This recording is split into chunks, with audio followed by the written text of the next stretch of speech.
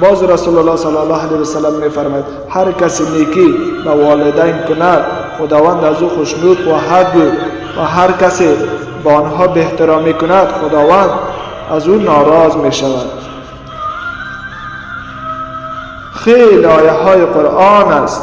رسول الله در سوره عنکبوت آیه 8 می فرماید ما به انسانها سفارش کردیم که به پدر و مادر خود نیکی کنند. در سوره اسراء آیه 24 می فرماید برای آنان از روی مهربانی بالهای فروتنی خود را باز کنید. برای کی؟ برای پدر و مادر. پیامبر صلی الله علیه و سلم فرمود رضایت خداوند در رضایت والدین و خشم خداوند در خشم والدین است. عزیزان من، برادرانی که احترام به پدر و مادر خود ندارند این را بدانید که هم در دنیا و هم در آخرت خوار ذلیل خواهد شد. بیاییم عزیزان من، کامیابی در اینجاست.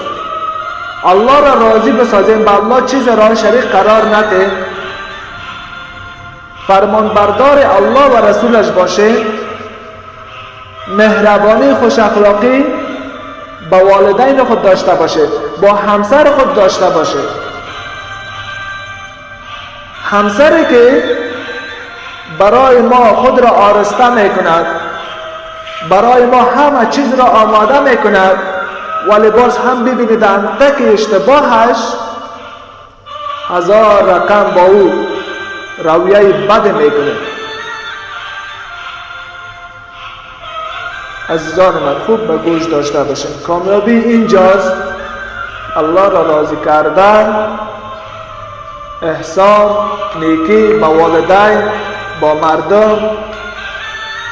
اینجا هست که ما شما کامیاب میشه. دو گناه را گفتم برای شما این شب.